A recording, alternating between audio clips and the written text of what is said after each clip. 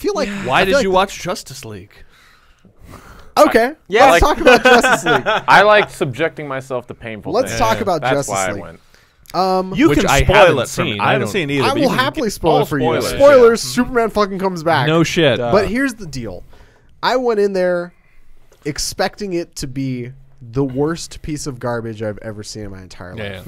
A la Batman vs. Superman.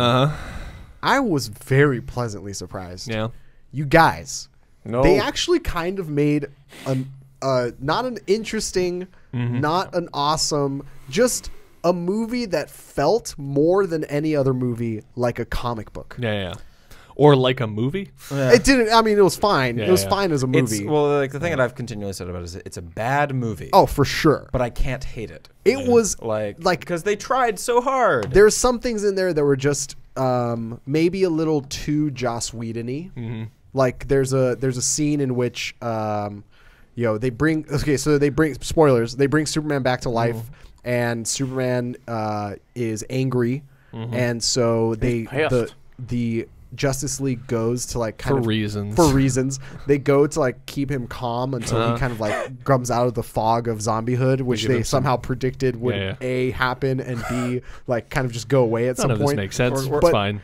But so he fights he beats the shit out of Batman. He sees Batman and like his rage triples. Gets a rage boner immediately. Understandably. Anyway, he beats the shit out of Batman, and then Lois Lane shows up, and she makes him feel better somehow. So wait, did Batman pull out the whole Martha thing? To No, he didn't pull out the Martha thing, but then it cuts to what was very clearly shot as like in the reshoots of just Batman in like a grass patch rolling around saying, "Oh, definitely bleeding.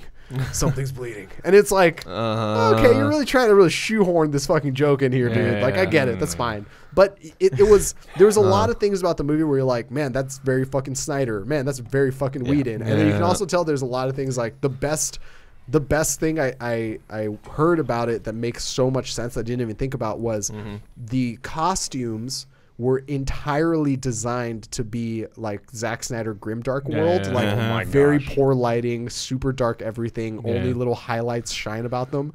And Joss Whedon walked in and he's like, bump up the exposure on fucking everything. I can't deal with this. And he turned all the exposure, like even on some of the shots, turning it from night to day. And when you look at some of these costumes under daylight, you're like, ooh, fuck, man. I've actually read about that. You can actually see like where they're contoured and painted. Yeah, it's like you should not have done that. That's bad. That's like you really threw the baby out with the bathwater. Someone pointed out to me though the big Superman rampage scene was actually a really, really great moment where you could have introduced a Joss Whedon style gag very easily. With Batman, he gets the shit beaten out of him or whatever, and then he's like, "All right, I got it, Martha." And then Superman punches him instead. Yeah, see, that would have been funny. That would have been real funny. That scene actually has probably the coolest moment of the entire movie, which is, we've spent the entire movie getting to know these characters as little as we can. And the Flash is like essentially autistic, and kind of like a loner, goofy, can move super fast, like but he two trips. steps away from saying bazinga. Yeah. And so Wonder Woman and Aquaman are trying to hold Superman back, and the Flash is like, all right, I'm just gonna go and hit him. Like I'm gonna like speed up super fast and like come and hit him. And he like enters the speed zone and fucking goes crazy and starts like the danger zone, whatever. And he fucking goes around, and in the slow motion, Superman turns his head and like fucking looks at him, and the Flash like freaks out and trips and falls. Which is one of the best fucking moments. It was awesome. It's like I was reading it. It felt like a fucking comic book. I was watching it and I was like, this could just be a comic book. Like there's about as much fucking exposition as a comic book would be. There's about as much fucking character intro as a comic book would have. It doesn't fucking matter because at the end of the day, you're just like, wow, these guys actually felt more like comic book characters than anything that they've done with them in the past. Like Superman felt like Superman. Batman felt more like Batman. Not quite there yet, but it felt a lot more like Batman. Aquaman was just basically like, they're like, hey, Jason Momoa, can you just be fucking cool on camera for a minute? And he was like, I dig it. And that was it. It's like just everything you wanted it to be don't expect or want it to be good. But everything you wanted it to be in terms of like, well, I could have Sour Patch Kids and Ices and like sit through this for 2 hours. It was that. But what if you're on keto? What do you do then? You're fucked. Oh shit. You're definitely I'll fucked. have to wait till my cheat day then. Yeah. It was so at the end of the day, I would definitely say just rent it and watch it. Because it's just like it's such like thoughtless, like dumb comic book entertainment. It's a gigantic mess. It is a gigantic mess. It's not a good movie. Well, it's not good, but it's I'm so sold. interesting.